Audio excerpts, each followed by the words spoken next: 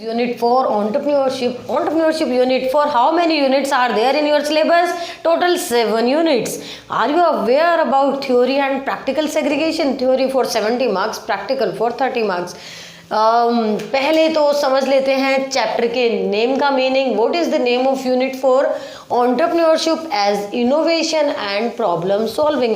How we can say entrepreneurship as problem solving. देखो बेटा, business शुरू करने से पहले कि मान लो आपके पास पैसा, आपको बिजनेस शुरू करना, आप क्या काम शुरू करोगे? आप ये देखोगे कि आपके आसपास लोगों की ज़रूरतें क्या हैं, लोगों की प्रॉब्लम्स क्या हैं. You scan the environment. सबसे पहले हमें एनवायरनमेंट स्कैन करना है, लोगों की प्रॉब्लम्स फाइंड आउट करनी है, और जो लोगों की प्रॉब्लम्स है उसका आप सॉल्यूशन दे दो. जो सॉल्यूशन आपने दिया वही आपके लिए अपॉर्चुनिटी है. So problems in society are opportunities for entrepreneur. जैसे एक छोटा सा एग्जांपल लेते हैं. मुझे दवाई खरीदनी है, मैं रोहिणी एरिया में रहती हूँ, रोहिणी दिल्ली, और मैं बाहर गई, देखा मैंने केमिस्ट शॉप नहीं है, बहुत दूर दूर एरिया तक केमिस्ट शॉप नहीं है. दवाई लेने के लिए सभी लोगों को बहुत दूर जाना पड़ता है. जब मुझे काम शुरू करना है, मुझे बिजनेस शुरू करना है, तो मैं क्या करूँगी, वहाँ रोहिणी एरिया में एक केमिस्ट शॉप खोल दूंगी. वो अलग बात है कि वो मेरे पैशन से मैच होना चाहिए, मेरे पास उतना पैसा होना चाहिए. वो सब चीज़ें देखते हुए हम एनवायरनमेंट को स्कैन करेंगे. रोहिणी एरिया में हमने जो लोगों की समस्या थी, जो लोगों की प्रॉब्लम थी, उस प्रॉब्लम को सॉल्व करते हुए हमने केमिस्ट शॉप खोली. अब लोग हमारे पास आएंगे, दवाइयाँ खरीदेंगे, और automatically we earn a lot of profit. तो हम सक्सेस कब होते हैं? जब हमारी चीज़ की ज़रूरत होती है, when there is a need of our good और सर्विस. तो यहाँ हमारी गुड और सर्विस की डिमांड है. वो जो लोगों के लिए एक समस्या थी, वो जो प्रॉब्लम थी लोगों के लिए, वो हमारे लिए एज एंटरप्रेन्योर अपॉर्चुनिटी है. सो एंटरप्रेन्योरशिप एज प्रॉब्लम सॉल्विंग. अब बात आती है इनोवेशन की, कि एंटरप्रेन्योरशिप इनोवेशन कैसे है. आप देख रहे हैं ये लाइट या ये मार्कर, पहले कलम से स्याही में डुबा डुबा कर लिखते थे, बट स्याही में डुबा डुबा कर लिखने से ये होमोजीनियस फॉन्ट नहीं आता था, इक्वालिटी नहीं आती थी, कम ज़्यादा होता था. तो क्या हुआ, जो हमारे ज़रूरतें हैं उसके हिसाब से इनोवेशन होती गई. आप लाइट देखो, पहले तो सिर्फ दिए में तेल डाल के दीपक जलाते थे, लेकिन क्या उससे काम चला? नहीं. धीरे धीरे हमारी ज़रूरतों ने ही इनोवेशन का मोड़ दिया. अब ट्यूब लाइट है, मोबाइल है, कैमरा है, या और बहुत सारी चीज़ें हैं जो हमारी ज़रूरतें हैं. उन ज़रूरतों को पूरा करने के लिए हम कुछ ना कुछ एफर्ट्स करते हैं और हम कर डालते हैं इनोवेशन, कुछ नया ढूंढते हैं. ये सब करने वाले कौन होते हैं? We entrepreneur. Entrepreneurs are innovators and problem solvers for the society. Let's discuss about key contents of Unit 4. Unit 4, role of entrepreneur as problem solvers in society. ये बहुत ही आसान, बहुत इंटरेस्टिंग टॉपिक है. Role of entrepreneur as problem solver in society. इसके लिए आप same एक ऐसा एग्जाम्पल यूज करना जैसे कि मैंने रोहिणी एरिया केमिस्ट शॉप का किया है. आपके पास भी जरूर कोई प्रॉब्लम होगी जिसका आप सॉल्यूशन देंगे as an entrepreneur, and you will earn profit by providing this solution to the persons. Next, role of innovations in entrepreneurial ventures. देखो, आपको पता है customer always demand something new. जब भी आप शॉप पे जाते हो, कि आप सेम साइज के, सेम कलर के, सेम डिजाइन के जूते खरीदते हो? जैसे मेरे पास ये वाली शर्ट है, क्या मैं दोबारा जब मार्केट जाऊंगी सेम कलर की, क्या सेम साइज की सेम शर्ट में लेकर आऊंगी? यूनिफॉर्म है वो अलग बात है, exceptions are also there, but क्या आप हमेशा सेम चीज़ खरीदते हो? नहीं. Customer always wanted something new, और कस्टमर को ये नया प्रोवाइड करने के लिए ही नया, एंटरप्रेन्योर को भी तो कुछ नया ढूंढना होता है. That are innovations. So role of innovations in entrepreneurial venture. After that, social entrepreneurship. Who are social entrepreneur? Social entrepreneur जो कि प्रॉफिट अर्न करने के साथ साथ सोशल वेलफेयर का भी ध्यान रखते हैं. Social welfare, welfare of people, welfare of society. आपके आसपास के लोगों को देखना, जैसे कि कुछ मैंने देखा है कि कुछ नोटबुक्स होती हैं, उसके पीछे लिखा होता है कि क्लासमेट का मैंने देखा है कि 1% is donating to the poor children's education. या मैं अपनी, जैसे मेरी जितनी अर्निंग है, मैं उसमें से कुछ परसेंट सोसाइटी के लिए दे दूं, तो these people are social entrepreneur. लेकिन सिर्फ 1% देने से हम सोशल एंटरप्रेन्योर नहीं बन जाएंगे. सोशल एंटरप्रेन्योर का प्रॉपर कॉन्सेप्ट हम अभी पढ़ेंगे, एक्सप्लेनेशन नोट्स के साथ करेंगे. Growing need for social entrepreneur, क्यों सोशल एंटरप्रेन्योर्स की ज़रूरत बढ़ती जा रही है, कैरेक्टरिस्टिक्स क्या है, उनकी विशेषताएं, उनकी खास बातें, क्या बातें देखते हो जब आप सेग्रीगेट कर पाते हो एक एंटरप्रेन्योर में और एक सोशल एंटरप्रेन्योर में. हैं तो दोनों ही entrepreneur. Who is entrepreneur? Entrepreneur is the person who is combining factors of production, 4 factors of production, land, labor, capital. Entrepreneur इन सभी factors of production को combine करते हैं, रिस्क लेते हैं, प्रॉफिट अर्न करते हैं. That are called entrepreneur. इसके बाद हम एग्जाम्पल्स भी देंगे आपको सोशल एंटरप्रेन्योर्स के, आपकी बुक में गिवन है, उसी बुक के से एग्जाम्पल्स हम लेंगे। इसके बाद नेक्स्ट टॉपिक जो है आपकी बुक में है वो risk taking. Risk taking is deleted from the syllabus. You know in 2021 30% syllabus has been deleted. In each and every unit will tell you about deleted syllabus in 2021. Not for always, due to COVID-19 30% of syllabus has been deleted by CBSE. And from unit 4 risk taking, from unit 4 risk taking concept and types is deleted from CBSE. Risk taking concept and types, तो जब भी आप revise करेंगे concept और types risk taking के, आप revise मत करना, this is deleted from the syllabus. In each and every unit will tell you about the deleted syllabus. Clear. इसके बाद है आपका role played by technology in creation of new forms of business, कि जो नए form of business आ रहे हैं। अब अगर मैं आपको 10 लाख रुपए देती हूँ कि आप इन्वेस्ट करो, बिजनेस स्टार्ट करो, तो उसमें टेक्नोलॉजी का क्या हेल्प होगा? क्या आप मुझे कोई ऐसे बिजनेस का एग्जांपल दे सकते हैं जो बिना टेक्नोलॉजी के आप कर सके? मुझे तो नहीं लगता। बेशक आप छोटे से छोटा बिजनेस शुरू करो, टेक्नोलॉजी की जरूरत तो पड़ेगी। बेशक प्रमोट करने के लिए करें, पेमेंट लेने के लिए करें, पेमेंट देने के लिए करें, रॉ मटेरियल के लिए करें, या किसी भी फॉर्म में टेक्नोलॉजी की जरूरत आपको पड़ेगी। तो टेक्नोलॉजी का क्या रोल है न्यू फॉर्म्स ऑफ बिजनेस में? और इसके साथ साथ है बैरियर्स ऑफ एंटरप्रेन्योरशिप। बैरियर्स क्या होता है? बैरियर्स होता है रुकावटें। क्या रुकावटें आती हैं आपके एंटरप्रेन्योरशिप में? क्या प्रॉब्लम्स हैं, क्या समस्याएं हैं, कैसे आप आगे नहीं बढ़ पाते? क्या एक हर एंटरप्रेन्योर सक्सेस होता है? सभी नहीं होते। सभी तो अंबानी नहीं बन गए, कुछ डूबते हैं, बार बार डूबते हैं, लेकिन ट्राई ट्राई ट्राई, बार बार ट्राई करो। First 1000 days are very crucial in business. और जब हम बैरियर्स टू एंटरप्रेन्योरशिप पढ़ेंगे, उसके बाद आपका अगला लास्ट टॉपिक होगा, last topic of unit 4, business incubation. Business incubation. Now let's start explanation of this topics. But इससे पहले मेरी एक खास हिदायत है आपको कि उठा लीजिए अपनी नोटबुक और पेन, और जितना मैं बोर्ड पे लिखने वाली हूँ उतना आपको साथ साथ लिखना है। You know entrepreneurship is very interesting subject, बहुत इंटरेस्टिंग है। पहला काम आपको करना है कि अपनी रियल लाइफ, अपने कनेक्टेड वर्ल्ड से रिलेट करके एग्जांपल्स लेने हैं, सिचुएशन को समझना है। और दूसरा काम, जितना मैं लिख रही हूँ वो आपको साथ साथ लिखना है। I can assure you to score 100 if you follow these 3 instructions only. पहली, अपने आप को एंटरप्रेन्योर सोच के हमेशा आंसर्स करने हैं, अपनी सराउंडिंग्स को देखना है, और नोट्स लिखने हैं, अपने हाथ से लिखना है। ओके।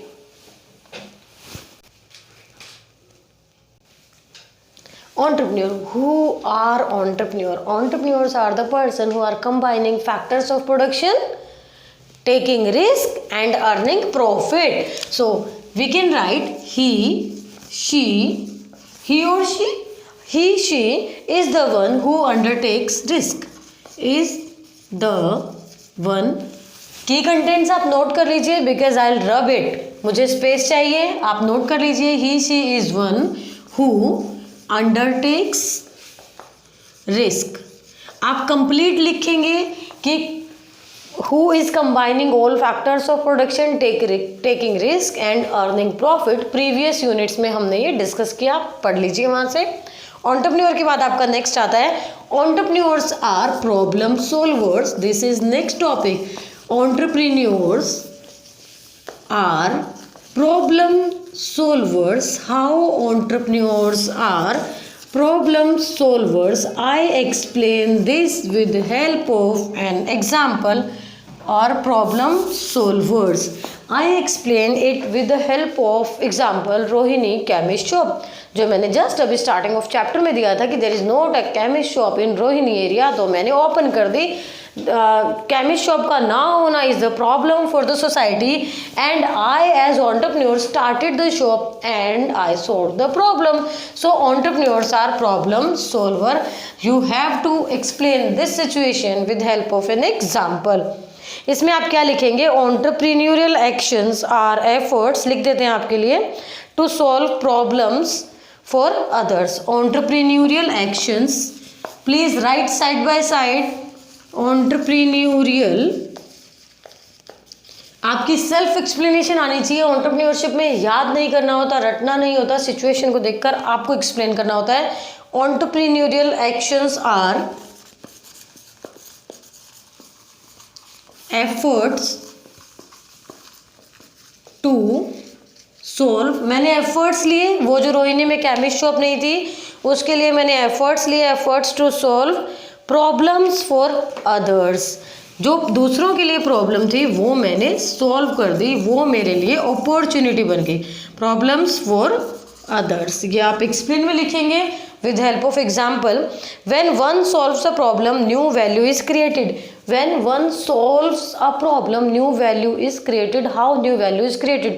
जैसे कि अब आप देखेंगे कि अरे इस एरिया में नॉर्थ दिल्ली में तो कोई साइकिल की शॉप नहीं और बहुत डिमांड है साइकिल की, क्यों ना मैं यहाँ एक साइकिल सेल करने की शॉप खोल देता हूँ। एक न्यू वैल्यू क्रिएट हुई, न्यू वेंचर क्रिएट हुआ, आपने इन्वायरमेंट स्कैन किया, प्रॉब्लम फाइंड आउट किया और प्रॉब्लम का सॉल्यूशन दे दिया। सो when one solves a problem, new value is created. Entrepreneurs solve problem to meet needs and wants of the people. Entrepreneurs solve problems to meet need and wants of the problem. What is difference between need and want? एक mark के question में आ सकता है ये, 1 marker में। Need और want में difference क्या है? Can you tell me? Need means कि आपकी ज़रूरत है, खाना, पानी, कपड़े, सुरक्षा, safety, that is need. But want, मम्मा मोबाइल चाहिए, दिस इज वॉन्ट, जो आपकी सिर्फ इच्छा है जिसके बिना आपका काम चल सकता है, बट फिर भी हम खरीदते हैं, हम लेते हैं। तो नीड एंड वॉन्ट प्रोवाइड करने वाले हम हैं एंटरप्रेन्योर्स। क्लियर? इसके बाद नेक्स्ट टॉपिक आ जाएगा role of innovations in entrepreneurial venture. Now the topic is role of innovations in entrepreneurial ventures. What are the role of innovations in entrepreneurial ventures? Creativity and innovations are must for entrepreneur. Let's write. जो हमने discuss किया था लिख लेते हैं, वही example कि आप same size, same colour, same design के जूते नहीं खरीदोगे। मैं ऐसी शर्ट दोबारा तो नहीं खरीदने वाली, इंस्टेड ये मेरी यूनिफॉर्म ना हो। Exceptions are always there, but normally customer always wanted to have something new. अब कस्टमर को कुछ नया चाहिए तो एज एन एंटरप्रेन्योर आपको भी नया ही प्रोवाइड करना पड़ेगा। लिखते रहिए नोट साथ साथ। Role of innovation in entrepreneurial ventures, creativity and innovations are, ये टॉपिक था, हेडिंग थी आपकी creativity and innovations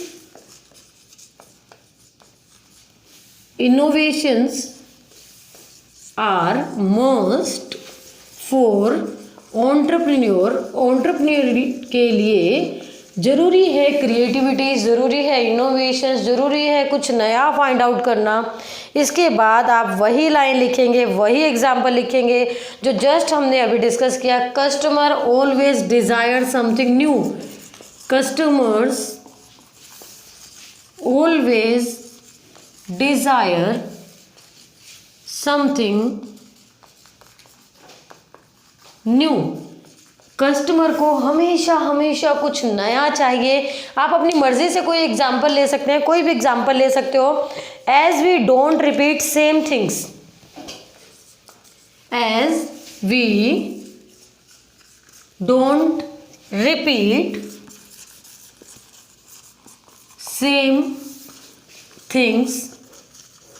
class 11th अगर केस स्टडी क्वेश्चन भी आता है या कुछ भी सिचुएशन बेस्ड क्वेश्चन आता है, सोर्स बेस्ड क्वेश्चन आता है, उस वक्त भी आप यही देखेंगे कि किस टॉपिक से रिलेटेड है, कौन सा कंटेंट आपका आपने चैप्टर में पढ़ा है, उसके अकॉर्डिंग आप नोट्स से याद करेंगे कि कौन सा टॉपिक मैंने लिखा था और सिचुएशन से रिलेट करके उसे एक्सप्लेन कर देंगे।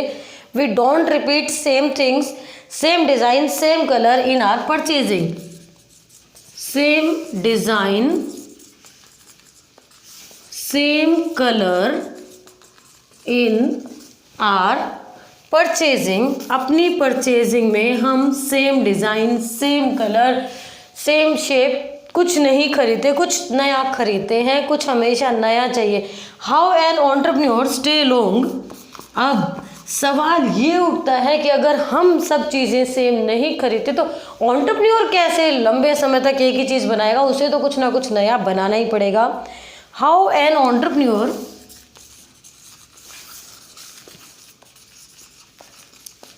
stay long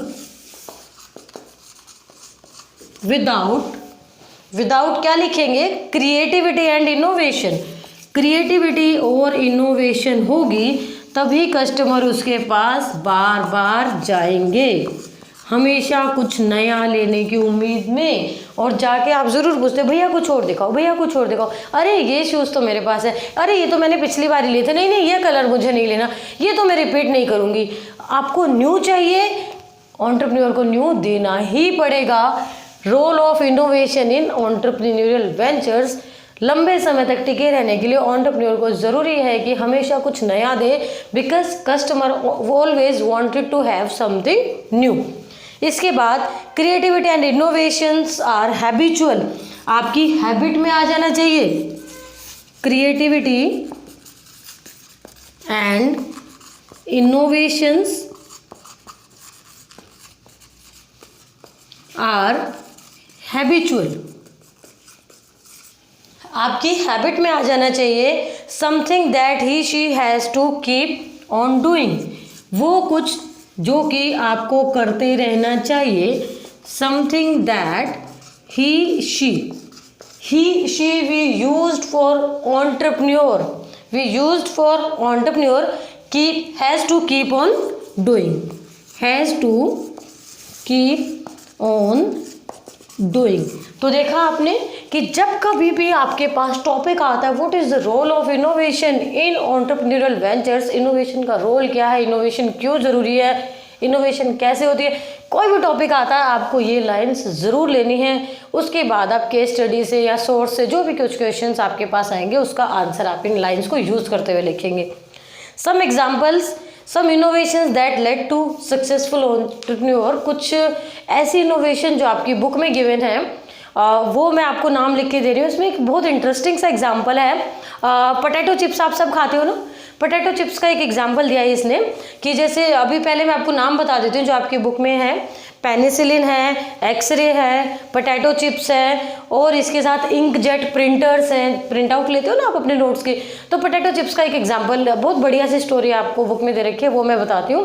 कि एक बार रेस्टोरेंट में एक पर्सन गया, उसने बोला आलू फ्राई करके लाओ, वेटर ने ऑर्डर कर दिया और कुक ने आलू फ्राई कर दिए, फ्रेंच फ्राइज बना दी, फ्रेंच फ्राई। अब उसने बोला कि नहीं ये तो बहुत मोटा है, फिर से करके लाओ, दूसरा बना के लाओ, उसने थोड़ा और पतले स्लाइसेस काट के बनाई, कस्टमर ने उसको भी रिजेक्ट कर दिया, बोला नहीं ये भी बहुत मोटा है और पतले स्लाइसेस बनाओ। तो उस कुक को बहुत गुस्सा आया, उसने बोला अब देखता हूँ मैं इसको, और उसने बिल्कुल बारीक स्लाइस बना के फ्राई करके भेज दी और वो उसे बहुत पसंद आई और ये उनकी खास डिश बन गई जिसके लिए बहुत दूर दूर से लोग आते थे और धीरे धीरे वही फेमस हो गई एज पोटैटो चिप्स। तो आपने देखा कि उस पर्सन की जो ज़रूरत थी कि उसे बिल्कुल पतली स्लाइस वाला आलू चाहिए था, जो कुक ने पूरी कर दी और वही हमारे लिए आगे पोटैटो चिप्स के लिए फेमस हुआ। तो पेनिसिलिन है, पोटैटो चिप्स है, पेस मेकर है। पेस मेकर क्या होता है, जो जिनको हार्ट प्रॉब्लम्स होती हैं तो उनकी हार्ट बीट काउंट करने के लिए उनके लिए काम आता है, पेस मेकर है। और माइक्रोवेव ओवन का एग्जाम्पल दे रखा है, इंक जेट प्रिंटर का दे रखा है और एक्सरे का दे रखा है। अब देखो इस पे बेस्ड क्वेश्चन नहीं आते, ऐसा कभी नहीं आता कि इंक जेट प्रिंटर किसने फाइंड आउट करा, ऐसे वैसे ऐसा नहीं आएगा। अगर आएगा भी तो केस स्टडी सिचुएशन दे रखी होगी, आपको ये याद करने की जरूरत नहीं है, ये सिर्फ आपकी हेल्प के लिए दिया है। याद क्या रखना है, याद रखने हैं नोट्स और याद रखना है इनोवेशन, क्रिएटिविटी। इन सबको रटने आप नहीं बैठेंगे, ये सिर्फ आपके एक्सप्लेनेशन के लिए गिवन है। अब हम करते हैं नेक्स्ट टॉपिक, सोशल एंटरप्रेन्योर्स।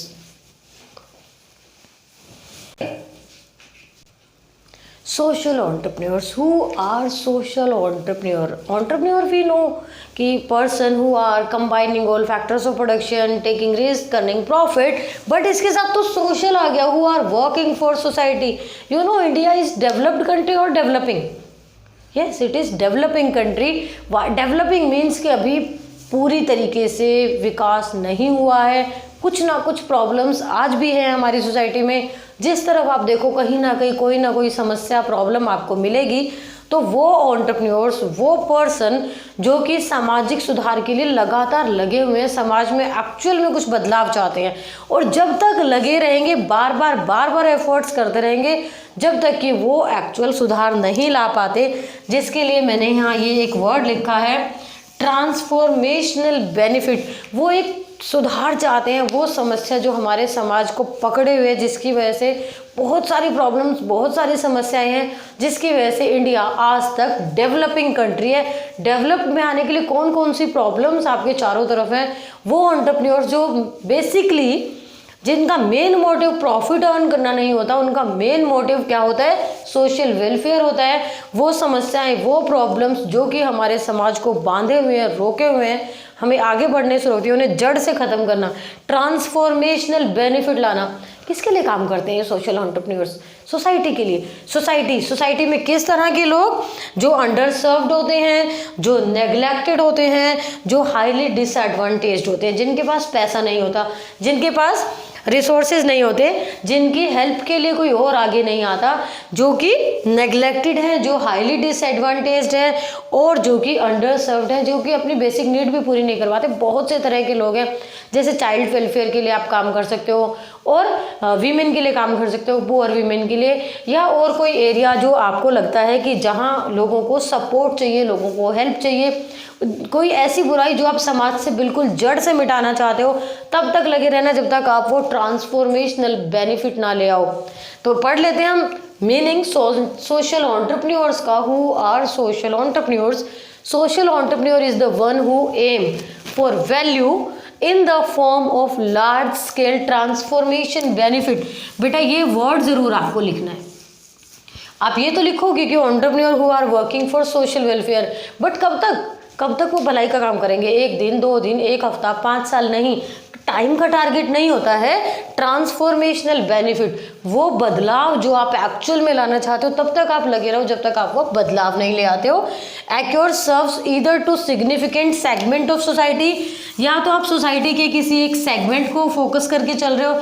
जैसे मैंने देखा कि रोहिणी एरिया में झुग्गी झोपड़ी है और वहाँ के लोगों को पीने के पानी की सुविधा नहीं है, तो मैंने क्या किया, रोहिणी एरिया के उस झुग्गी झोपड़ी एरिया के लोगों को मैंने पीने के पानी की सुविधा प्राप्त करवाई, उनके लिए एफर्ट्स किए। फिर मैंने कोई और सोसाइटी में जाके प्रॉब्लम देखी, कोई और एरिया में, तो वो जो मैंने रोहिणी के एरिया के, झुग्गी झोपड़ी एरिया के स्पेसिफिक लोगों को पानी प्रोवाइड कराया, वो है सिग्निफिकेंट सेगमेंट ऑफ सोसाइटी। उस सेगमेंट, उस एरिया के लिए मैंने काम किया, और मैंने तब तक एफर्ट्स की जब तक मैं वहाँ चेंज नहीं ले आई, उनकी फैसिलिटी प्रोवाइड हो गई। अब मैं आगे गई, मैंने किसी और एरिया में देखा, वहाँ देखा कि क्या प्रॉब्लम्स लोग फेस कर रहे हैं। किस तरह के लोग? ये वाले लोग जो अंडर सर्व्ड है, जो नेग्लेक्टेड है, जो हाईली डिसएडवांटेज्ड है। फिर मैंने उनके लिए काम किया। तो ये तो हो गया सेगमेंट ऑफ सोसाइटी। और टू सोसाइटी एट लार्ज, जैसे मैंने देखो, आपको पता है कि child labour is not allowed. Child labour नहीं हम करा सकते, 14 साल से कम उम्र के बच्चे से हम काम नहीं करा सकते, मजदूरी नौकरी नहीं करा सकते। तो ये लोग कभी तो बना था ना, हमेशा से नहीं था, कभी बना था। किस तरह के लोगों ने इसके लिए आवाज़ उठाई होगी, कैसे नियम कानून बने होंगे, कब बच्चों के बारे में सोचा गया होगा, तो किस तरह के लोगों ने सोचा होगा? सोशल एंटरप्रेन्योर्स नहीं सोचा होगा। और ये चाइल्ड लॉ बन गया, विडो रीमैरिज दोबारा शुरू हुई, सती प्रथा खत्म हुई। तो हम समाज में हम सुधार लाते जा रहे हैं, और अब हम अभी तक भी हम फाइनल पूरे ऐसे समाज पर नहीं पहुंच पाए हैं जो कि पूरे तरीके से सुधरा हुआ है। This is in process. Social entrepreneurs plays a very vital role in our society. Social entrepreneurs की बहुत ज़्यादा ज़रूरत है हमारे समाज में। हमारा अगला क्वेश्चन ये भी बनेगा कि what is the requirement of social entrepreneurs in society, कि क्यों सोशल एंटरप्रेन्योर्स की ज़रूरत बढ़ती जा रही है। Why there is a need of social entrepreneurs growing. एक क्वेश्चन ये भी आ सकता है, आपको इसी की हेल्प से एक्सप्लेन करके समझाना है। और एक क्वेश्चन क्या आ सकता है बेटा, 3 मार्क क्वेश्चन आ जाता है normally. What is the difference between entrepreneur and social entrepreneur? देखो, सबसे पहले तो एक डेफिनेशन देंगे, सिंपल सी डेफिनेशन एंटरप्रेन्योर की, जो आपको पता है, कि लिख के समझा देते हैं हम आपको। See to show difference between, difference के लिए कोई भी क्वेश्चन आता है, बेसिक 1 मार्क क्वेश्चन है। जैसे डिफरेंस के लिए क्वेश्चन आएगा, we have to draw a table. Difference should be always in a tabular form. Difference हमेशा एक टेबुलर फॉर्म में होना चाहिए, टेबल में होना चाहिए, विद प्रॉपर हेडिंग। जैसे मैंने आपको बताया कि 3 मार्क क्वेश्चन आ सकता है, एंटरप्रेन्योरशिप एंड सोशल एंटरप्रेन्योरशिप। मैंने क्या किया, टेबल बनाई, हेडिंग दे दी, उनको एक बॉक्स दे दिया। 3 पॉइंट्स, 3 मार्क का क्वेश्चन है, 3 पॉइंट्स। 1 मार्क का क्वेश्चन होगा, 1 पॉइंट। और एक चीज़ आप जो गलती करते हो, 99% बच्चे आप में से करते हो, क्या? लास्ट में आप टेबल क्लोज नहीं करते, वो टेबल क्लोज करना बहुत ज़रूरी है, नहीं तो टीचर किसी ना किसी बहाने से आपका हाफ मार्क काट लेगा। तो ये फॉर्मेट आप सीख लो, जब भी डिफरेंस बिटवीन का क्वेश्चन आए, डिफरेंस का क्वेश्चन आए, क्वेश्चन चाहे 1 मार्क का हो या 3 मार्क का हो। Entrepreneurship and social entrepreneurship, what is the difference? हमने देखा कि टेबल होनी चाहिए, 3 मार्क का क्वेश्चन है, 3.1 मार्क का क्वेश्चन है, 1 point, but proper table close करनी है। फर्स्ट पॉइंट हमने लिखा, their goal is to generate profitable income. Entrepreneurs का काम होता है प्रॉफिट अर्न करना। क्या गोल होता है? प्रॉफिट अर्न करना। बट सोशल एंटरप्रेन्योर, प्रॉफिट तो होगा but profitable income is just an and. हो जाए तो ठीक है, नहीं हुआ तो कोई बात नहीं, but not their goal. Goal क्या है? Social welfare.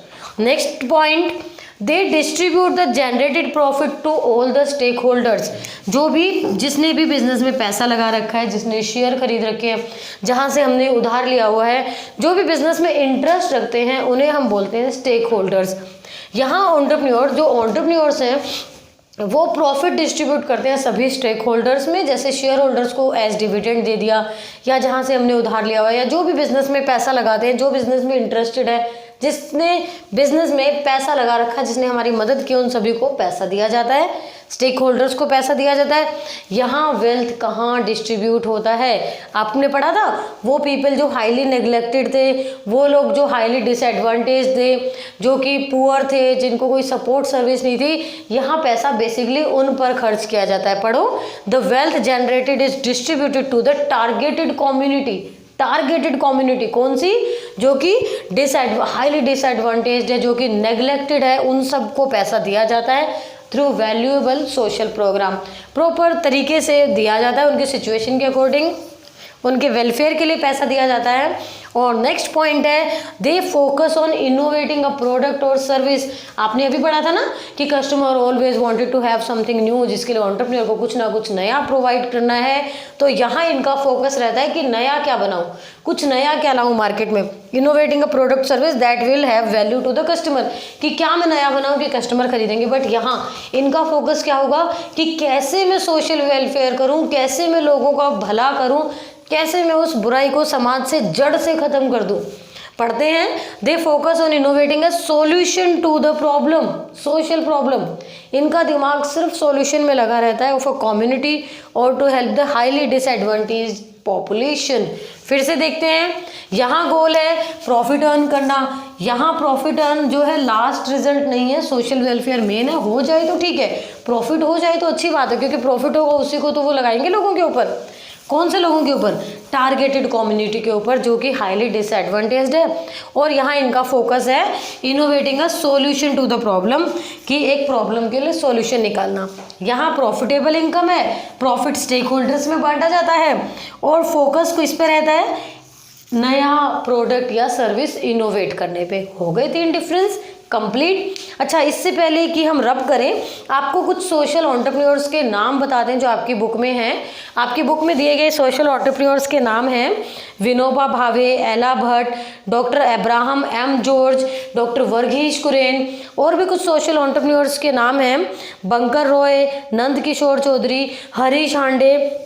फिर से बता देती हूँ, जित सोशल एंटरप्रेन्योर्स के मैंने आपको नाम बताए, इन पे बेस्ड क्वेश्चन कभी नहीं आते, कभी नहीं बताएंगे कि ये इस टाइप से क्वेश्चन बेस्ड नहीं आएंगे। But you should aware about their contribution to the society. आपको ये पढ़ने जरूर है, याद नहीं करना, रटना नहीं है, उन पे बेस्ड डायरेक्ट क्वेश्चंस नहीं आते। अगर केस स्टडी भी आएंगे तो वो लाइन बुक से गिवन होंगी, बट प्लीज़ इन्हें पढ़िए कि इन एंटरप्रेन्योर्स ने सोशल वेलफेयर कैसे किया है। इसके साथ आपका अगला टॉपिक जो आएगा, why is there a need growing of social entrepreneur in the society. Society में सोशल एंटरप्रेन्योर्स की ज़रूरत क्यों बढ़ रही है। उसके लिए आप क्या लिखेंगे कि social entrepreneurship is necessary to mitigate the financial repercussions. देखो, लोगों के पास पैसा नहीं है, लोगों के पास पैसा नहीं है, ये जो हाईली नेग्लेक्टेड कम्युनिटी थी, तो इनको फाइनेंशियल हेल्प मिल पाए, इसलिए सोशल एंटरप्रेन्योर्स आगे आते हैं। कभी पे कट्स, कभी जॉब लॉस, कभी प्रॉब्लम। अगर अभी हम कोविड-19 के बाद देखें तो lakhs of people have lost job. उन सबको संभालने के लिए, उन्हें रास्ता देने के लिए, उन्हें कुछ नया सिखाने के लिए सोशल एंटरप्रेन्योर्स ज़रूर आगे आए हैं। They are helping them by providing work, या उन्हें कुछ स्किल सिखाना कि how to learn. Creative solutions दे के, कुछ पर्सपेक्टिव दे के, मार्केट डिमांड चेंज करवा के एक नया वर्ल्ड, एक नया सिचुएशन बनाने की कोशिश करते हैं। तो अब ये जो आपके पास करंट सिचुएशन है कोविड-19 वाली, इसके बाद तो सोशल एंटरप्रेन्योरशिप की ज़रूरत और बढ़ गई है, क्योंकि आपने देखा कितने लोग अपनी नौकरी खो चुके हैं, कितने लोग अपने गांव की तरफ शिफ्ट हो गए हैं, बिजनेस बंद हो गए हैं। लॉकडाउन जो 4 महीने का पीरियड था, लंबा पीरियड था, वहाँ इन सब सिचुएशंस के बाद सोशल एंटरप्रेन्योर्स की ज़रूरत और बढ़ गई है। तो इस बार के लिए आपका मोस्ट इंपॉर्टेंट टॉपिक हो जाता है सोशल एंटरप्रेन्योरशिप। इसके साथ साथ एग्जाम्पल्स हम कर चुके। बुक में सोशल एंटरप्रेन्योरशिप के बाद अगला टॉपिक गिवन है रिस्क। रिस्क मत पढ़ना, उसे क्रॉस लगा दो, क्योंकि ये डिलीटेड सिलेबस है 2021 के अकॉर्डिंग, जो आपको स्टार्टिंग में बता दिया था। रिस्क कॉन्सेप्ट टाइप्स ये आपको नहीं पढ़ना, टाइप्स ऑफ रिस्क टेकिंग नहीं पढ़ना, आपको फैक्टर्स अफेक्टिंग रिस्क नहीं पढ़ना। इसके बाद जो अगला टॉपिक आपको पढ़ना है वो है role of technology in social media and creating new forms of business, कि नए फॉर्म्स ऑफ बिजनेस में टेक्नोलॉजी का क्या रोल है। Now the next topic is role of technology and social media in creating new forms of business. Role of technology, मैं आपको बात बताती हूँ। When I was in class 12, जब मैं क्लास 12 में थी, उस वक्त मुझे अगर कोई वर्ड का मीनिंग देखना होता था, क्या करती थी मैं? 1996 की बात कर रही हूँ मैं। डिक्शनरी खोलते थे हम, डिक्शनरी में वर्ड ढूंढते थे अल्फ़ाबेटिकली, तब जाके हमें मीनिंग मिलता था। अब अगर मैं आपसे कोई वर्ड का मीनिंग ढूंढने के लिए बोलूँ, आप क्या करेंगे? फटाफट गूगल पे डालेंगे। क्या ये पॉसिबल था बिफोर 25 ईयर्स? नहीं, इंटरनेट ही नहीं था हमारे पास, तो मोबाइल तो बहुत दूर की बात है, मोबाइल तो हम जानते ही नहीं थे कि क्या होता है। मैथ्स टीचर नहीं थे मेरे पास, मैथ्स ट्यूशन्स नहीं थी, खुद ही पढ़ना पड़ा। अब आपको प्रॉब्लम आती है? नहीं, फटाफट आप यूट्यूब पे डालते हो और सर्च करते हो।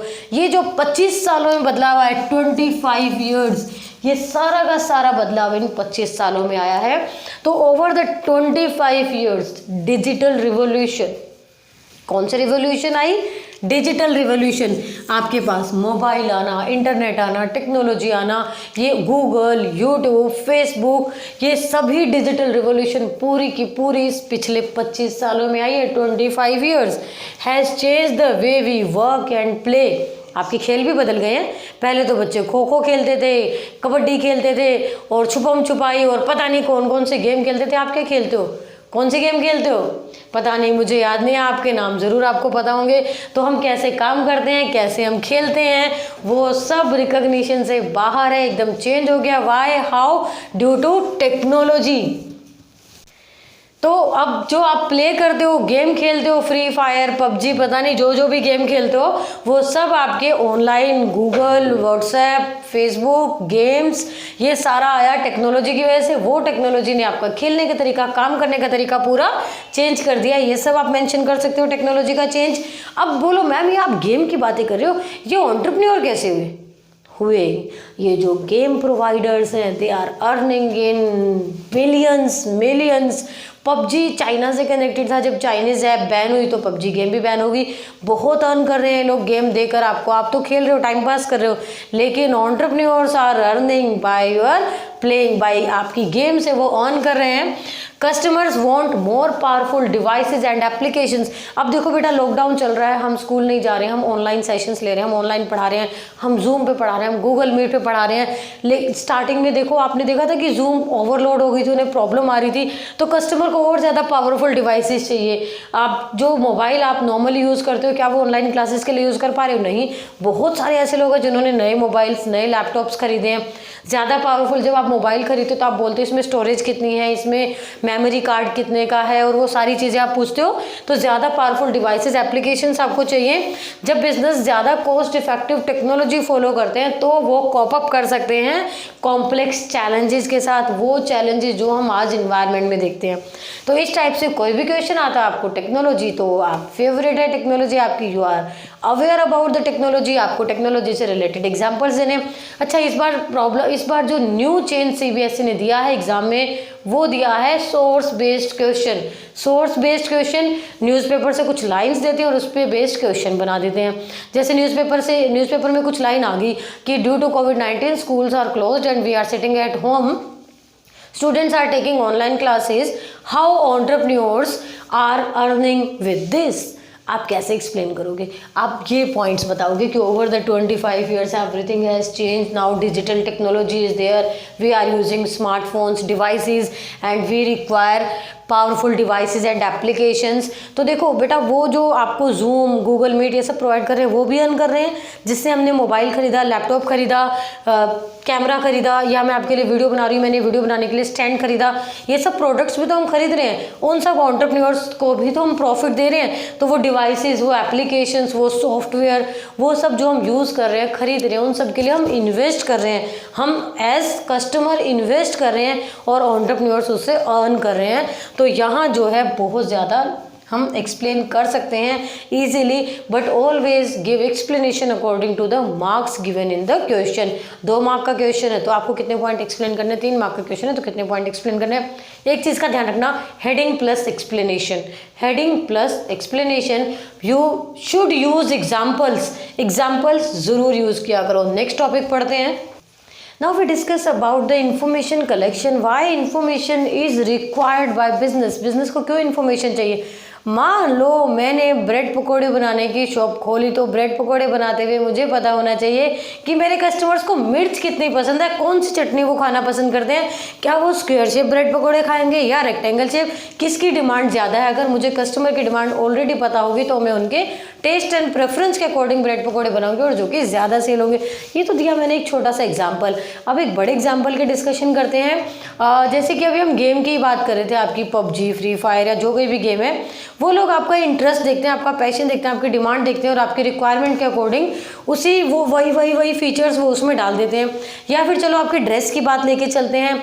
जैसे आपको लगता है कि फैशन जो इन है, आप कहते हो ना ये इन चल रहा है, ये आउट चल रहा है, जो फैशन में चीज़ें हैं वो ज़्यादा उसी हिसाब से बनती हैं। क्या आपने अभी कोई ऐसा देखा वो बड़े बड़े घाघरे बना के बेचते हैं? नहीं ना, वेस्टर्न हम ज़्यादा पहनते हैं, या जो फैशन के अकॉर्डिंग है वो बन रहा है। फैशन के अकॉर्डिंग हम कैसे बना पाते हैं? कैसे हमें पता चलता है कि लोगों में इन क्या है, लोगों का टेस्ट क्या है, लोगों की प्रेफरेंस क्या है? We need to collect information about customer taste preference.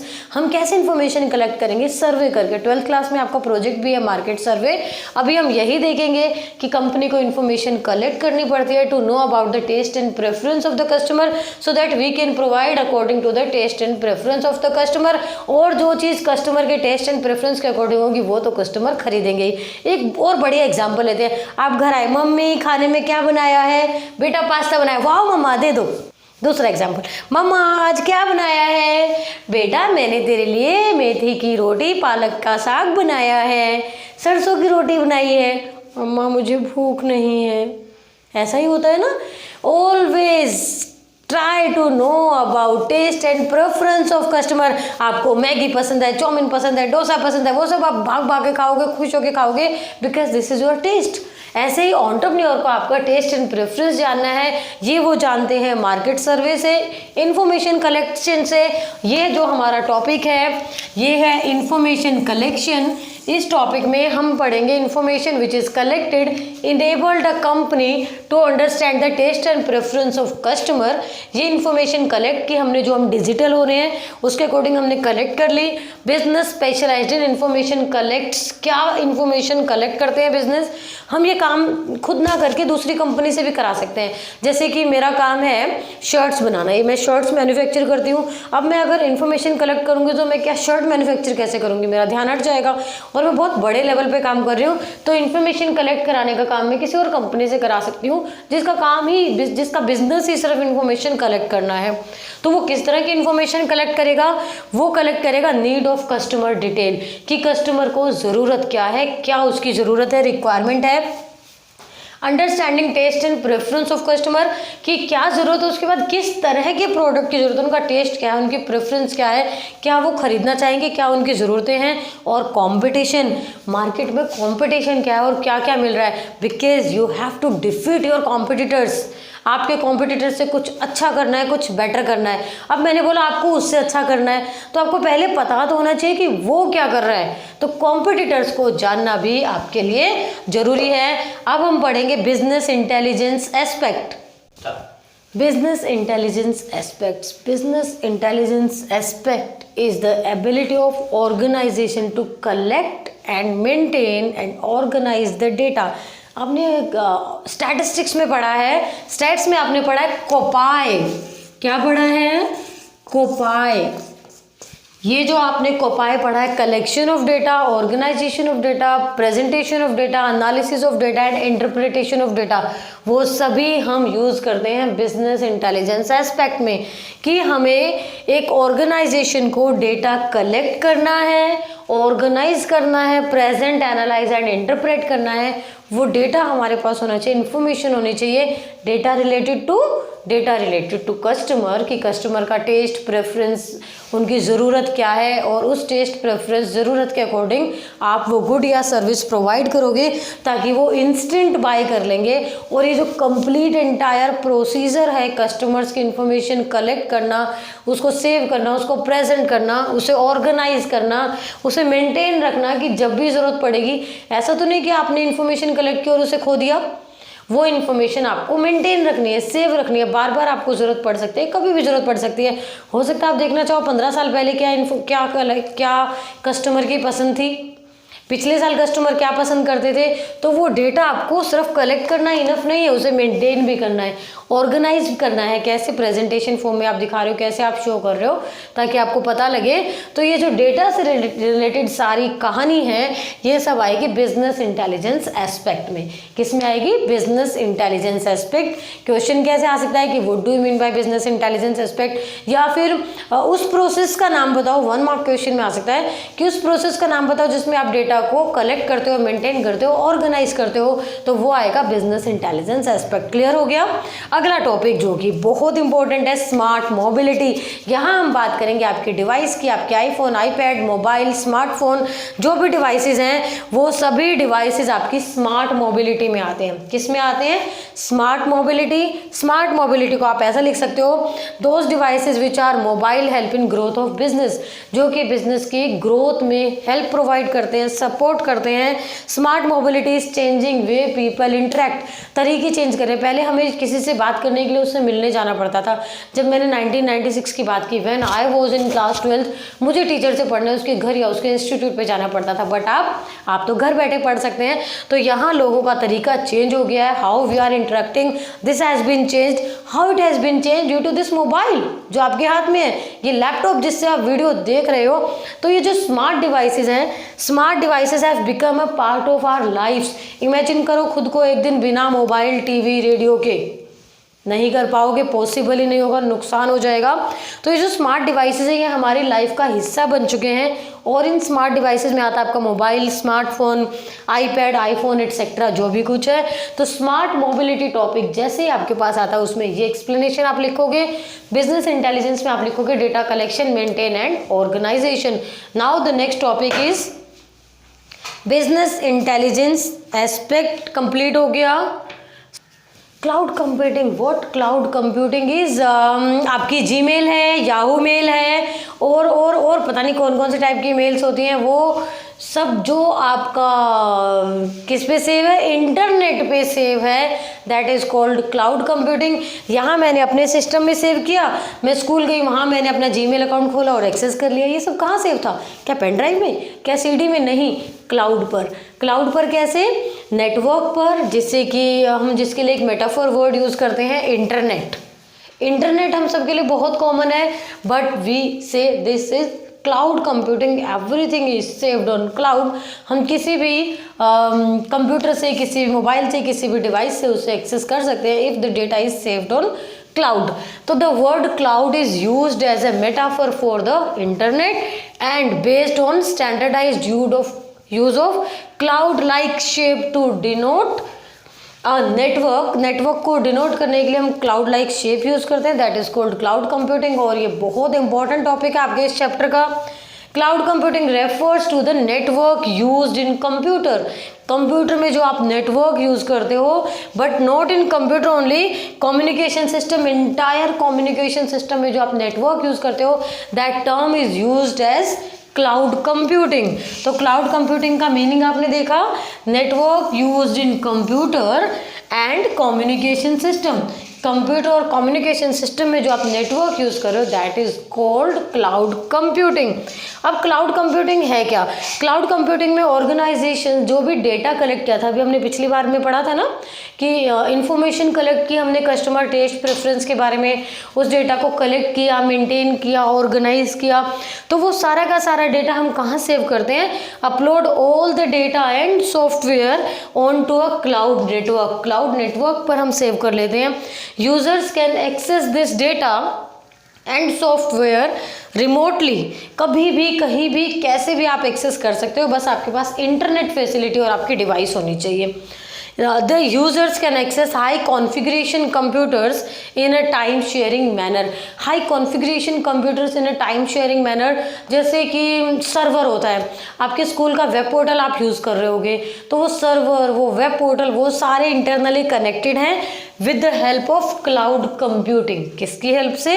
Cloud computing. अब एक टॉपिक ये आता है कि how cloud computing is important for us, क्योंकि हमारे लिए इतना ईजी नहीं कि हम पेन ड्राइव में या सीडी में या अपने मोबाइल्स में, अपने कंप्यूटर्स में सारा का सारा डेटा सेव रख पाए। या चलो मान लो कि आपने बोला मैम मेरे पास तो हार्ड डिस्क है, मैं सेव कर लेता हूँ या मैं सेव कर लेती हूँ, बट क्या आपके लिए पॉसिबल है कि ये हार्ड डिस्क अपने साथ हर जगह आप कैरी कर पाओगे?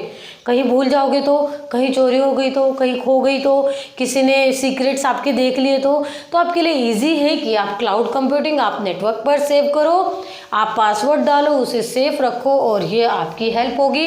कहीं से भी कैसे भी आप इसे एक्सेस कर सकते हो। आपका मोबाइल चोरी हो गया, आपका लैपटॉप टूट गया, कंप्यूटर टूट गया, बट वो आपका डेटा लॉस नहीं होगा।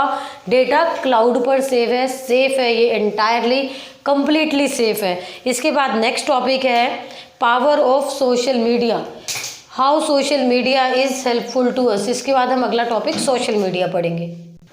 The power of social media, 11th class, I think you are enjoying this chapter, क्योंकि सब तो आपसे रिलेटेड है। सोशल मीडिया, इंटरनेट, आपके मोबाइल्स, आपके स्मार्टफोन्स, यहाँ भी तो आप यही पढ़ोगे, the power of social media. Social media कैसे कनेक्टेड हो आप? WhatsApp, Facebook, hangout, Instagram, Twitter और आपके पास तो बहुत सारे नाम होंगे, बट सोशल मीडिया पावर हम पढ़ेंगे क्या बेटा?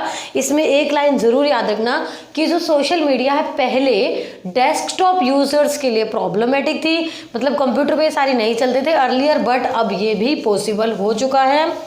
As internet became more affordable, बहुत अफोर्डेबल है, जियो ने तो और ज़्यादा अफोर्डेबल कर दिया है।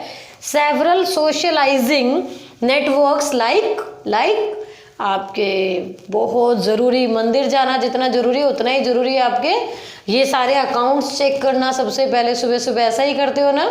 तो अब आप पढ़ लेते हैं आपके social networks, WhatsApp, Facebook, Twitter, Google, Hangout, जितने आपकी बुक में गिवन थे हमने लिख दिए।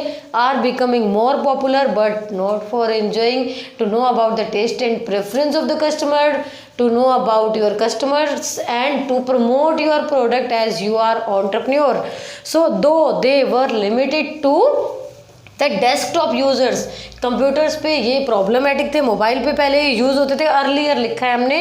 With the advancement of smart mobile devices, smart mobile devices अब ज़्यादा एडवांस हो गए, जैसे कि आपके स्मार्टफोन, टैबलेट, ई बुक रीडर्स, किताब खरीदने की जरूरत नहीं, ई बुक पे ही आप पढ़ो। Use of social networking became more popular. तो यहाँ हमने सिर्फ इतना ही पढ़ा कि how social media is more powerful now. आपको बताना है कि इंटरनेट हमें इजीली अवेलेबल है, ये सारी वेबसाइट्स है जिसका हम यूज़ करते हैं। पहले तो डेस्कटॉप वालों को प्रॉब्लम थी, बट अब उन्हें भी प्रॉब्लम नहीं है। ये टॉपिक आपका 3 मार्क या 1 मार्क में आ सकता है। 1 मार्क में कैसे आएगा कि ये सारे डिवाइसेस देके पूछेंगे कि ये कौन सा नेटवर्क है, तो आप बताएंगे सोशल मीडिया है। Now the next topic will be barriers to entrepreneurship.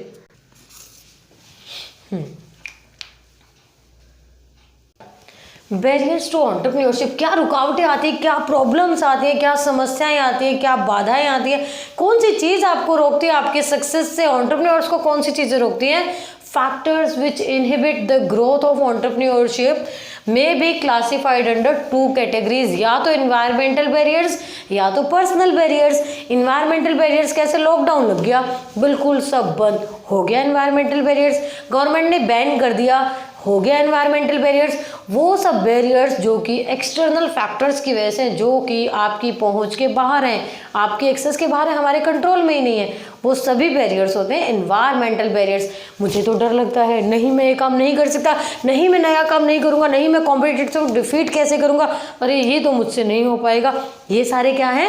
Personal barriers, जो आपकी अपनी वीकनेस के कारण, आपकी अपने डर के कारण, आपकी अपनी समस्याओं के कारण रोकते हैं चीज़ों को, वो पर्सनल बैरियर्स है। तो दो बैरियर्स हैं, दो चीज़ें हैं जो आपके बिजनेस में आपको आगे बढ़ने से रोक सकती हैं। पहला इन्वायरमेंटल, दूसरा पर्सनल। इन्वायरमेंटल आपकी पकड़ के बाहर है, आपकी पहुंच के बाहर है, आपके कंट्रोल के बाहर है, बट पर्सनल इस पर आप काम कर सकते हो। चलिए लिख लेते हैं environmental barriers. Environmental barriers can be divided in 4 different categories. सबसे पहले इकोनॉमिक। जब भी इकोनॉमिक आता है, इकोनॉमिक मीन्स पैसे से रिलेटेड, मनी से रिलेटेड, जैसे कि टैक्स बढ़ गए, जैसे कि इकोनॉमिक डेवलपमेंट में जो रिस्पॉन्सिबल है, factors which are responsible for economic development, जैसे इनकम, सेविंग, एक्सपेंडिचर, टैक्स, पैसे से रिलेटेड जो भी कुछ आएगा वो सारा इकोनॉमिक में आएगा। फिर है सोशल। सोशल मतलब related to society, related to customer, related to people, related to person, लोगों से रिलेटेड। लोगों से रिलेटेड आया तो टेस्ट, फैशन, प्रेफरेंस। जैसे कि आपने मार्केट में एक नया फैब्रिक डिज़ाइन किया, लॉन्च किया और लोगों को पसंद ही नहीं आया, तो कौन सा फैक्टर था बैरियर, कौन सा फैक्टर रुकावट बना आपके सक्सेस में? सोशल, क्योंकि लोगों को पसंद नहीं आया। तो इकोनॉमिक पैसे से रिलेटेड, सोशल सोसाइटी से रिलेटेड, लोगों से रिलेटेड। सी कल्चरल, CULTURAL, कल्चरल, लोगों के बिलीफ से रिलेटेड, लोगों के बिलीफ से related, cultural values, beliefs, norms. जैसे दिवाली पे हम पटाखे जलाते हैं, होली पे हम गुलाल लगाते हैं, तो वो सारे आपकी कल्चरल बिलीफ्स ही तो हैं। तो कुछ ऐसे बिजनेस भी, कुछ ऐसी आपके ऑफरिंग हो सकती है जो लोगों के बिलीव्स के कारण वो उस चीज़ को ना खरीदें, उस चीज़ को नकार दें, मना कर दें। तो आपने देखा इकोनॉमिक बैरियर्स जो कि पैसे से रिलेटेड है, सोशल बैरियर्स जो लोगों से रिलेटेड है, कस्टमर टेस्ट, प्रेफरेंस, उनकी डिमांड से रिलेटेड है। फिर आपने देखा कल्चरल जो कि कल्चर, बिलीव्स, नॉर्म्स, जो कल्चर है, जो आपकी अपनी वैल्यूज़ है उसके अकॉर्डिंग है, कल्चरल वैल्यूज़ के अकॉर्डिंग। और पी एक लेटर और आपका है, P is political. Political, government interference, government, सरकार ने बैन कर दिया, नोट बंद हो गए थे, नोट बंद, माना कि वो लीगल था बट उस वक्त तो गवर्नमेंट का एक्शन था। नोटबंदी जो डीमोनेटाइजेशन है वो लीगल में आएगा, बट जो फैक्टर्स गवर्नमेंट की वजह से अफेक्ट होते हैं वो पॉलिटिकल में आते हैं। अब आपको लीगल और पॉलिटिकल का डिफरेंस बता देती हूँ। पॉलिटिकल वो फैक्टर्स होते हैं जो डिसीजन सरकार के साथ तक तो रहते हैं, बट जब सरकार ख़त्म होती है वो डिसीजन भी दी एंड हो जाता है। जैसे कि अगर हम ये माने कि मोदी जी ने नोट बंद कर दिए, लेकिन जैसे ही मोदी जी सत्ता से हटेंगे, वो प्रधानमंत्री नहीं रहेंगे, तो वो नोट फिर से शुरू हो जाएंगे। क्या ऐसा है? नहीं है। अगर ऐसा होता तो वो पॉलिटिकल फैक्टर होता, बट ये तो उनके जाने के बाद भी नियम कानून बने रहेंगे। इट मीन्स वो लीगल है क्योंकि लॉ से बना है। वो ओनली वो फैक्टर्स जो कि जब तक सरकार पावर में है तब तक रहेंगे, और सरकार गई तो उनके वो डिसीजंस भी चले गए, वो फैक्टर्स पॉलिटिकल होते हैं। क्लियर? तो आपने देखा कि इन्वायरमेंटल बैरियर्स जो आपका है उसमें आपने इकोनॉमिक पढ़ा, आपने सोशल पढ़ा, आपने कल्चरल पढ़ा, आपने पॉलिटिकल पढ़ा। अब आप पढ़ेंगे पर्सनल बैरियर्स। पर्सनल में आप दो टाइप पढ़ेंगे। पहला टाइप आप पढ़ेंगे motivational. When entrepreneur face problem in plan execution they lose motivation. कि जो मैंने प्लान बनाया, मैंने सोचा था कि मैं इस मंथ में 10 वीडियोज़ बना दूंगी, मैं नहीं बना पाई, ये तो मोटिवेशन कम हो गया। तो पहला जो आपका पर्सनल बैरियर आता है वो मोटिवेशन का आता है, मोटिवेशनल। फर्स्ट कौन सा आएगा बेटा इसमें? मोटिवेशनल। तो मोटिवेशनल आ गया जब आप अपने टारगेट्स को पूरा नहीं कर पाए, कुछ प्रॉब्लम आई, प्लान एग्जीक्यूट नहीं कर पाए, तो आपने मोटिवेशन खो दी। दूसरा आएगा परसेप्चुअल। क्या आएगा? Perceptual, PERCEPTUAL। परसेप्चुअल में आप क्या लिखेंगे? परसेप्चुअल में आप लिखेंगे lack of clear vision. Lack of clear vision, आपकी विजन ही क्लियर नहीं है, आपको पता ही नहीं है कि आगे आपको करना क्या है। आप अपने टारगेट से सेट नहीं कर पा रहे, आप अपना मोटिव ही सेट नहीं कर पा रहे, आपको यही नहीं पता कि अगला स्टेप कहाँ बढ़ाना है, कौन से रास्ते पे आपको आगे बढ़ना है। Perceptual lack of clear vision and misunderstanding of situation can result in a faulty perception. Perceptual problem आ सकती है जब आपको अपने डेस्टिनेशन, रास्ते के बारे में नहीं पता, अगला स्टेप क्या लेना उसके बारे में आप क्लियर नहीं, अपने क्लियर विजन आप में नहीं है। तो आपने पढ़ा बैरियर्स टू एंटरप्रेन्योरशिप, क्या रुकावटें हैं, कहाँ आप एज एंटरप्रेन्योर ग्रो करने से रुक सकते हो। दो फैक्टर्स, पहला एनवायरमेंटल जो बाहर का, जो आपकी पहुंच के बाहर है, जिसमें आपने पढ़ा ESCP, E economic S social, और उसके बाद C cultural and P political. फिर आपने पढ़ा पर्सनल जो आपके अपने रिलेटेड है, मोटिवेशनल या तो आपको मोटिवेशन ही नहीं मिली, या परसेप्चुअल आपकी विजन ही क्लियर नहीं है। यहाँ आपका कंप्लीट हो गया बैरियर्स टू एंटरप्रेन्योरशिप। अब नेक्स्ट टॉपिक हम पढ़ेंगे business incubators. Business incubators, who are incubators, जो कि आपको हेल्प करते हैं बिजनेस ग्रो करने में। Business incubators are programmes design to support the successful development of entrepreneurial companies through an array of business support, जो कि आपको सपोर्ट कर रहे हैं विद रिसोर्सेज एंड सर्विसेज, किसी भी तरीके से, किसी भी वे से आपको सपोर्ट कर रहे हैं, आपको फैसिलिटी प्रोवाइड कर रहे हैं by providing information, by giving knowledge, और आपको कलेक्ट करने में इन्फॉर्मेशन, आपको कलेक्ट करने में रिसोर्सेज, या किसी भी टाइप की कैसी भी हेल्प, कैसा भी सपोर्ट आपको चाहिए, they are business incubators. Business incubator बता दिया, जो आपको सपोर्ट कर रहे हैं आगे बढ़ने में। ये बहुत ही छोटा टॉपिक है, मैक्सिमम ये आपका 2 मार्क का आ सकता है, उसके आगे नहीं आएगा। Next topic will be help support provided by entrepreneurs, provided to entrepreneurs by government. बहुत इंटरेस्टिंग चैप्टर है, इसमें आपने Facebook, WhatsApp, Instagram, cloud computing, internet सब कुछ पढ़ा, लेकिन अब उसके साथ थोड़ा सा बोरिंग आ गया, कोई बात नहीं। यहाँ हम बात करेंगे स्कीम्स जो कि गवर्नमेंट दे रही है उन एंटरप्रेन्योर्स को प्रमोट करने के लिए, वो एंटरप्रेन्योर्स जो कि हमारे कंट्री की डेवलपमेंट के लिए ज़रूरी हैं। 3 डिफरेंट पार्ट्स में हम पढ़ेंगे। एक हम पढ़ेंगे स्कीम्स प्रोवाइडेड बाय गवर्नमेंट, दूसरा हम पढ़ेंगे वेरियस स्पेसिफिक स्कीम्स, और तीसरा हम पढ़ेंगे वो इंस्टीट्यूशंस जो कि एंटरप्रेन्योरशिप डेवलपमेंट प्रोग्राम में सपोर्ट कर रहे हैं। तो सबसे पहले various government schemes implemented by government for entrepreneurs. तो आपकी फर्स्ट है schemes implemented by ministry of MSME, micro small medium enterprise. SIDBI, micro finance programme. What is SIDBI? Full form of SIDBI, check it from your internet. MOUs, Memorandum of Understanding with Foreign Countries, and MSME, National Scheme Award, MSME, Micro Small Medium enterprises. इन सब के लिए तो ये सारी schemes जो हैं government provide कर रही है एंटरप्रेन्योर्स की डेवलपमेंट के लिए, एंटरप्रेन्योर्स को प्रमोट करने के लिए। क्यों गवर्नमेंट को एंटरप्रेन्योर को प्रमोट करना है, क्या मिलेगा सरकार को? देखो बेटा, अगर एंटरप्रेन्योर ग्रो होंगे तो मैक्सिमम प्रोडक्शन करेंगे, मैक्सिमम प्रोडक्शन करेंगे तो मैक्सिमम लोगों को एम्प्लॉयमेंट देंगे, एम्प्लॉयमेंट जनरेट हुआ, जब बहुत सारे लोगों को काम मिलेगा उनको सैलरी भी मिलेगी, वो अर्न भी करेंगे, पॉवर्टी कम होगी। अब अनएम्प्लॉयमेंट एंड पॉवर्टी तो गवर्नमेंट की 2 सबसे बड़ी प्रॉब्लम है, डेवलपिंग कंट्रीज़ की सबसे बड़ी प्रॉब्लम 2 ही तो है, बहुत बड़ी और भी बहुत सारी है, बट अनएम्प्लॉयमेंट एंड पॉवर्टी।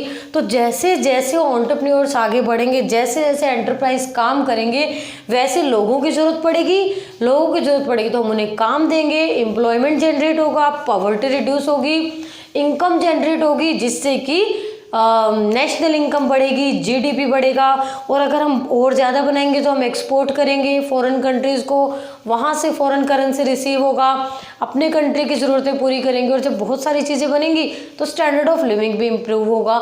ये चेन इफेक्ट है। एंटरप्रेन्योर के डेवलप होने से चारों तरफ डेवलपमेंट होती है, चारों तरफ फ़ायदा होता है, जो अभी हमने डिस्कस किया। तो सरकार इन्हें सपोर्ट करती है। सरकार इन्हें सपोर्ट कैसे कर रही है? ये 4 हमने पढ़े कि MSME स्कीम्स दे दी, SIDBI माइक्रो फाइनेंस दे दिया, MOUs दे दिए, MSME दे दिए। पेपर में कैसे आएंगे ये? पेपर में कैसे आएंगे? डायरेक्ट स्कीम्स आपसे पूछी जाएंगी या फिर एक्सप्लेनेशन दे देंगे और पूछेंगे ये कौन सी स्कीम है, read explanation from your book. और कुछ वेरियस स्कीम्स हैं, schemes implemented through KVIC, khadi and village, गांव में क्या खादी जो कॉटन से बनती है, तो khadi and village industries mission है। एनिमल हस्बेंड्री स्कीम्स की किसी को मुर्गी पालनी है, किसी को मछली पालनी है, मुर्गी पालने के लिए, मछली पालने के लिए सरकार से हमें लोन मिल जाता है, बहुत आसानी से लोन मिल जाता है और धीरे धीरे हम उसे वापस कर सकते हैं। और बाई चांस अगर बिजनेस फेल हो जाता है, हम उस बिजनेस में अर्न नहीं कर पाते, बिजनेस हमारा ख़त्म हो गया, तो सरकार उस लोन को माफ़ भी कर देती है। तो वो सारा है एनिमल हस्बेंड्री स्कीम्स कि आप जानवर भी पाल सकते हो। डेयरी डेवलपमेंट स्कीम्स, अब आपका मन है कि भाई मुझे तो मुर्गी नहीं पालनी, मुझे तो मछली नहीं पालनी, मैं तो गाय भैंस बकरी पाल के दूध बेचना चाहता हूँ, मैं तो दूध पनीर खोया दही ऐसा कुछ बेचना चाहता हूँ, क्या गवर्नमेंट मुझे सपोर्ट करेगी? हाँ करेगी। कैसे? Dairy development scheme, dairy development scheme. और आप बोलो कि नहीं मुझे तो जानवरों से दूर रहना, मुझे ये सब कुछ नहीं करना, मैं तो बाहर से आने वाले लोगों को अपना देश दिखाना चाहता हूँ, जगह दिखाना चाहता हूँ, टूरिस्ट को मैं बताना चाहता हूँ देखो ये हमारा इतिहास है, ऐसा था ऐसा था, तो क्या सरकार मुझे सपोर्ट करेगी? हाँ सपोर्ट करेगी। कैसे सपोर्ट करेगी? Tourism industry scheme. तो सरकार आपको बहुत सारे अलग अलग तरीक़ों से सपोर्ट करती है। ये सारी स्कीम बताई, यहाँ पर बताया आपका KYC के लिए, एनिमल हस्बेंड्री के लिए, डेयरी डेवलपमेंट के लिए और तो और टूरिज्म के लिए। अब एक छोटा सा होमवर्क आपके लिए, आप अपनी बुक से लास्ट टॉपिक जो आप पढ़ेंगे, institutions involve in entrepreneurship development program, वो इंस्टीट्यूशंस जो कि डेवलपमेंट प्रोग्राम में इंक्लूडेड है। NIESBUD, NIM, SME, NSICREDI। तो आपका एक छोटा सा होमवर्क है, check this full form from your book and write it. Chapter revise करना, बहुत इंटरेस्टिंग चैप्टर है। कौन सा? यूनिट 4, जो कि बिल्कुल आपकी जनरल लाइफ से रिलेटेड है कि एंटरप्रेन्योरशिप, इनोवेशन और प्रॉब्लम सॉल्विंग कैसे है। आपने इनोवेशन पढ़ा, प्रॉब्लम सॉल्विंग पढ़ा और लास्ट में आपने और भी चीज़ें पढ़ी कि how government is helping us. Now all the best. In next class we will discuss unit 5। Thank you.